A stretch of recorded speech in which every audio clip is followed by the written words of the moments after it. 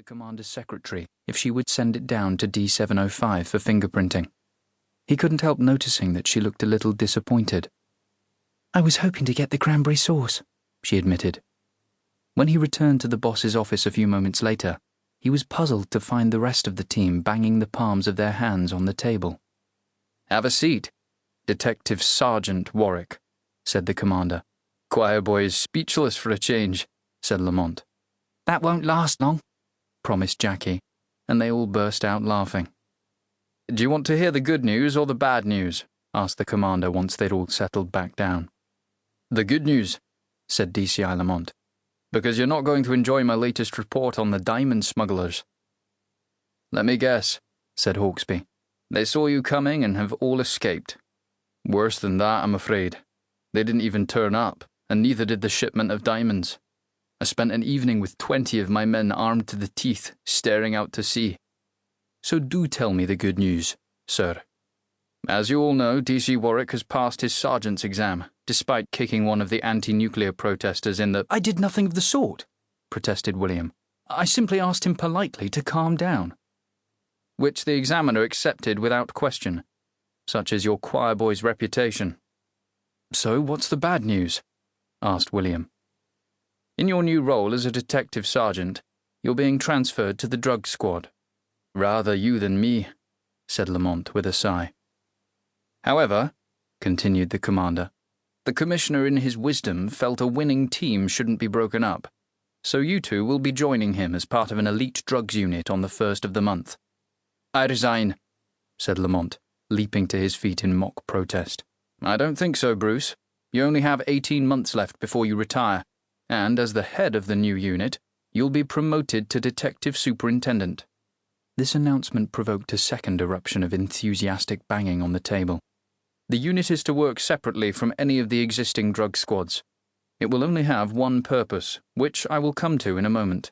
But first, I wanted to let you know that the team will have a new DC added to its complement, who may even outshine our resident choir boy." "This I want to see," said Jackie. "Well, you won't have to wait long. He'll be joining us in a few minutes. He has an outstanding CV, having read law at Cambridge, where he was awarded a blue in the boat race." "Did he win?" asked William. 2 years in a row," said the Hawk. "Well, then perhaps he should have joined the river police," said William. "If I remember correctly, the boat race takes place between Putney and Mortlake, so he'd be back on the beat." This elicited more banging on the table. "I think you'll find he's just as impressive on dry land," said the commander, after the applause had died down. "He's already served for 3 years with the regional crime squad in Crawley. However, there's something else I ought to mention before—" A sharp knock on the door interrupted the Hawk before he could finish the sentence. "Enter," he said. The door opened and a tall, handsome young man entered the room. He looked as if he'd stepped straight off the set of a popular television police drama, rather than just arrived from the regional crime squad. "Good afternoon, sir," he said.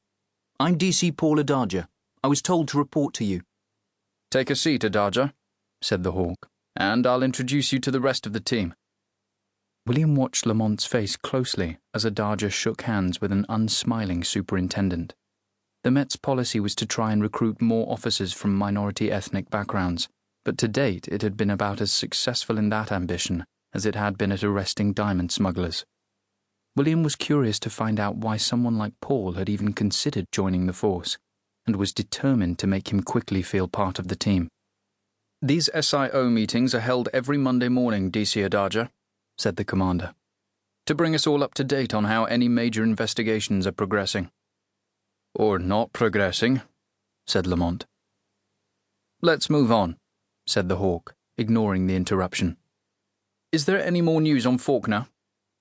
"His wife Christina's been in touch again," said William. "She's asked to see me."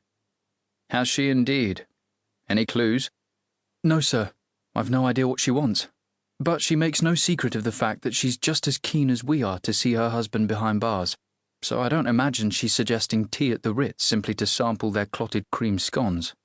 "Mrs. Faulkner will be well aware of any other criminal activities her husband is involved in, which would be useful for us to know about," said Lamont. "In advance.